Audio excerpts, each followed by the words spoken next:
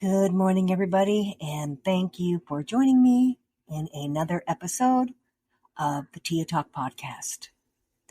So, in keeping with the theme of the week, I think I'm going to stay on topic here with true crime, prison kind of stuff, because a story in the news for the past, I'm going to say month, caught my attention.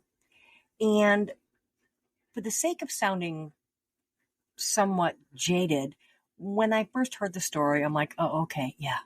Another guy that's on death row, claiming to be innocent, that's up for execution. But the story kept popping up, and I saw a lot of people were really putting their time into trying to save him. So I caught a video of him on social media talking about his case and about the fact that he's been on death row for 23 years. And there was just something about Marcellus Williams that I believed. And this is coming from somebody who's been around prison and guys in prison for like my whole life, pretty much, my whole adult life anyways. And I'm pretty good, I'll call it like it is. If I think you're full of doo-doo, I'll tell you so. But there was something about him. And throughout the days, like I said, in this past month, there was one particular interview that it stopped me dead in my tracks. And that was when I heard that the family of the victim that he was convicted of murdering wanted to stop his execution. No pun intended, but it stopped me dead in my tracks when I heard that. The family of the girl who was murdered wanted to stop Marcellus Williams' execution. Okay, that's when I said, all right, now you got my attention. So I want to talk a little bit about what he's been through and what this case was all about, because when I read the facts and read the story, I was just dumbfounded that it got as far as it did. So this happened in 1998. Felicia Gale was a reporter for the St. Louis Post-Dispatch, which is in Missouri, and she was found stabbed to death in her home. Now,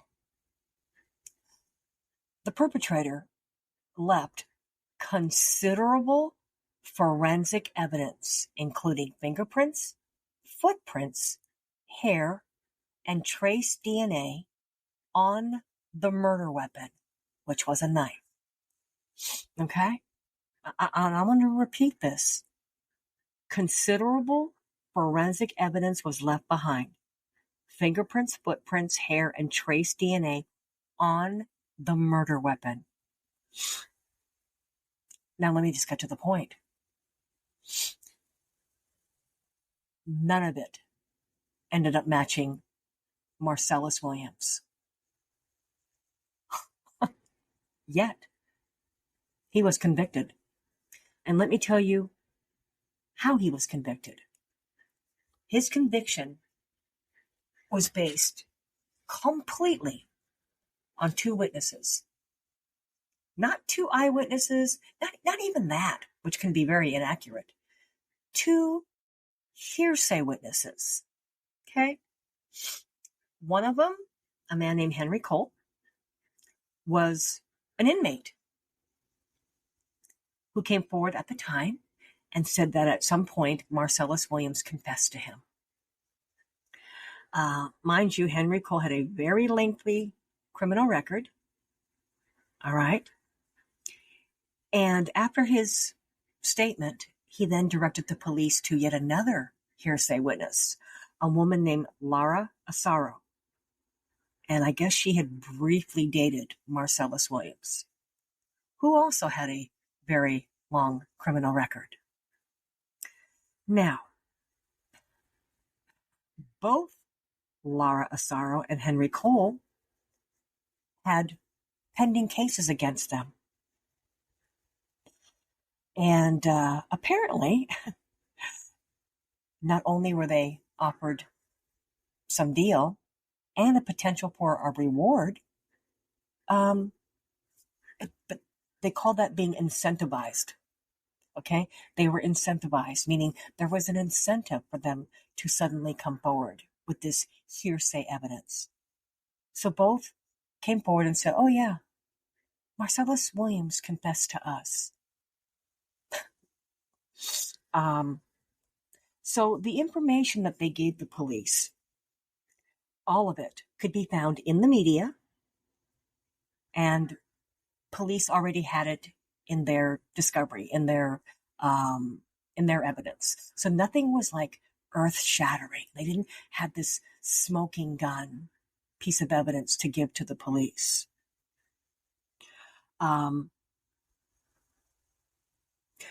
The only thing connecting Marcellus Williams somewhat to the crime scene, wait to hear this. Somebody came forward and said that Marcellus Williams sold him a laptop that had been taken from the victim's home. Now that sounds pretty incriminating, right? Except for one small tidbit. Marcellus Williams was given that laptop by Laura Asaro, the woman he briefly dated. The sad part is, for some reason, that statement did not ever make it in front of a jury. So don't you find that suspect interesting? That this inmate, Henry, directs the police to this woman named Laura, and they both know Marcellus. I'm assuming they probably knew him out on the street. They give Marcellus a laptop to sell, and then go to the police. Just find that an interesting coinky-dinky, huh? So again, sadly, the jury never got to hear any of this. All they got to hear was that two hearsay witnesses said, yes, he confessed. So, on the DNA, because, my question was, well, wait a minute. Did they ever test the DNA to see who it belonged to? Now, mind you, they said it didn't belong to Marcellus Williams. Now, let's not forget, I believe he was convicted in 2001, 3 years after the crime. So they didn't have DNA testing back then. So years later, many years later, they finally were able to try to do more DNA testing on the murder weapon to see if they could determine whose DNA it was. But after that length of time, the knife had been so negligently mishandled. And from what I'm reading, by law enforcement, etc., that there was so much other DNA on this knife, they couldn't even get a good DNA sample out of it to see whose DNA was on it originally back in the day. This man, he can't get a break here. So, in going on with the DNA, okay, there's just more to this.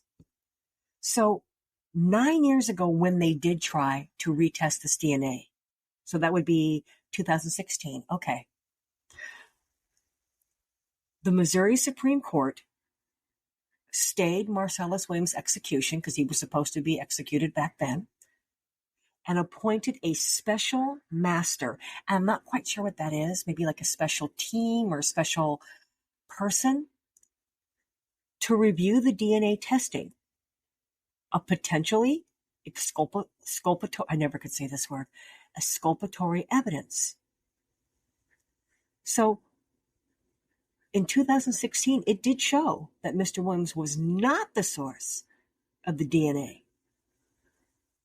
However, in 2017, after doing a more complete testing of it, without even conducting a hearing based on their findings on the true outcome of this testing, the appointed special master was sent back, the case itself was sent back to the Missouri Supreme Court before they could even talk about all the findings of, not being able to figure out who it was, that it was mishandled. The Supreme Court, without even considering anything, again scheduled Marcellus Williams to be executed in August of 2017. Excuse me, let me step back. Without digging into the final results of the testing, which was null and void because it was so mishandled, they couldn't figure out who the perpetrator was. He was then sent back to being executed. Okay, now we're caught up. So on August 22nd, 2017, hours before he was to be executed, and literally after eating his last meal, the then governor, Eric, and I don't know if I'm saying this right, Grittens, gave him a stay of execution. Because the governor then recognized that this DNA testing was a mess. And it raised serious doubts on Marcellus Williams' guilt.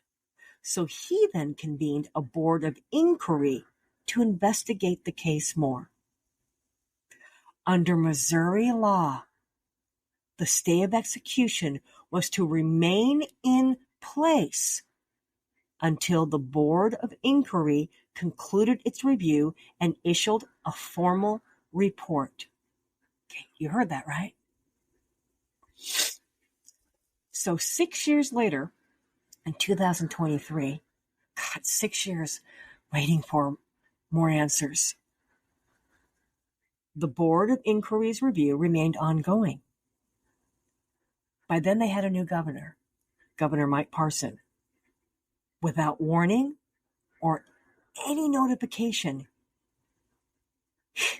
he dissolved the board of inquiry. Without getting a report from them, nothing. And then sought a new execution date.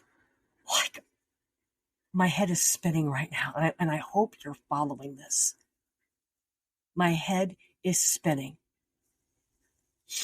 So Marcellus Williams then filed a civil lawsuit against the governor because the dissolution of this board of inquiry without waiting for a report, it violated Missouri law and his constitutional rights.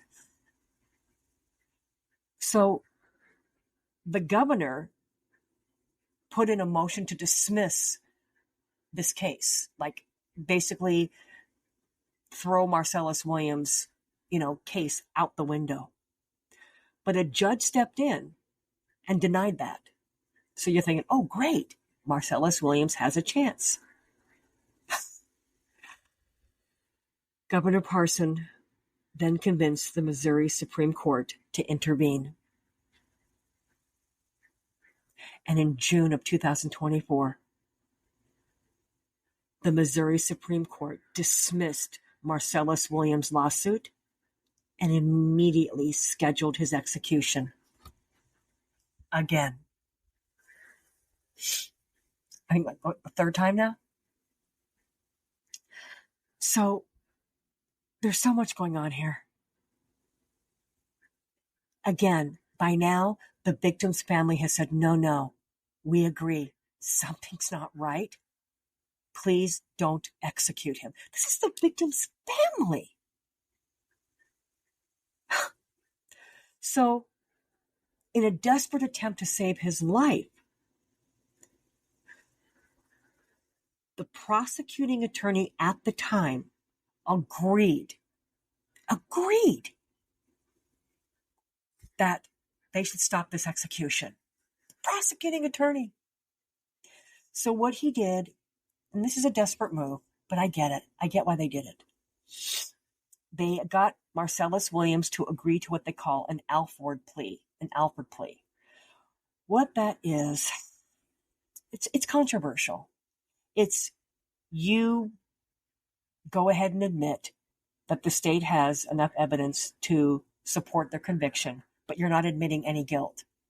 Now, you think, well, if you're not guilty, why would you vote for this? This man is now on his third execution date.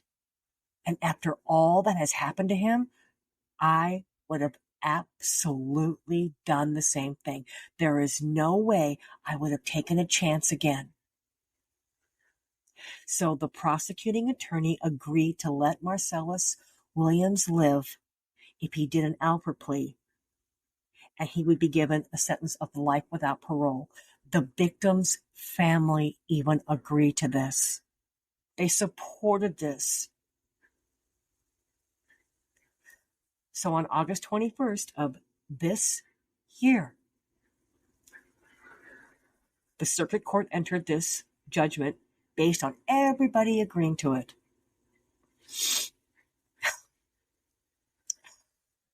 Well, it didn't work. And they had another hearing a week later. And the circuit court held what they call an evidentiary hearing. And they ruled that basically it was a no-go in their opinion. And they denied it. They denied what the prosecutor, what the victim's family, and what the defendant agreed to. They just said no. No. He's being executed. Now, here's a little tidbit that just blew me out of the water. And this was something off the Innocence Project website. Did you know that in capital murder cases, false testimony given from witnesses who have been I can never say this word. I was saying it earlier. Incentivized, meaning witnesses coming forward and giving an incentive to do so. Usually lighter sentences on their pending case, which is what happened in Henry's and Laura's situation. They had pending cases.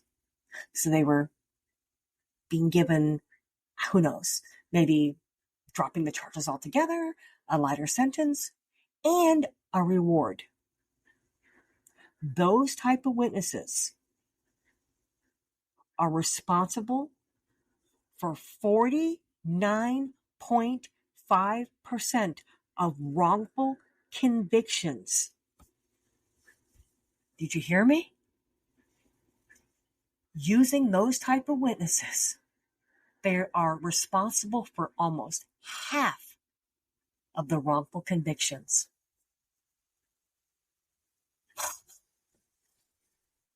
Just blown away.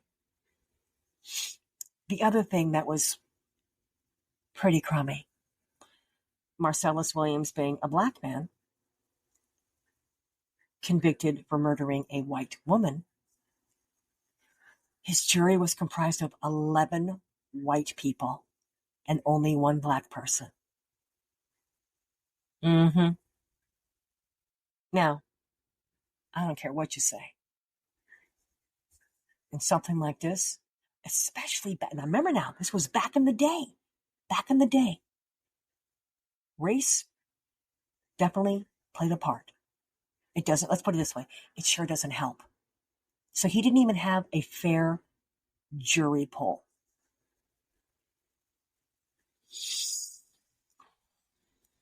Wow.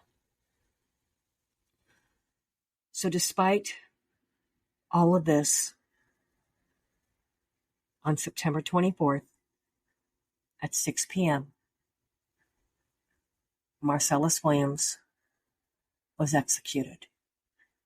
And there is no doubt in my mind that they killed an innocent man.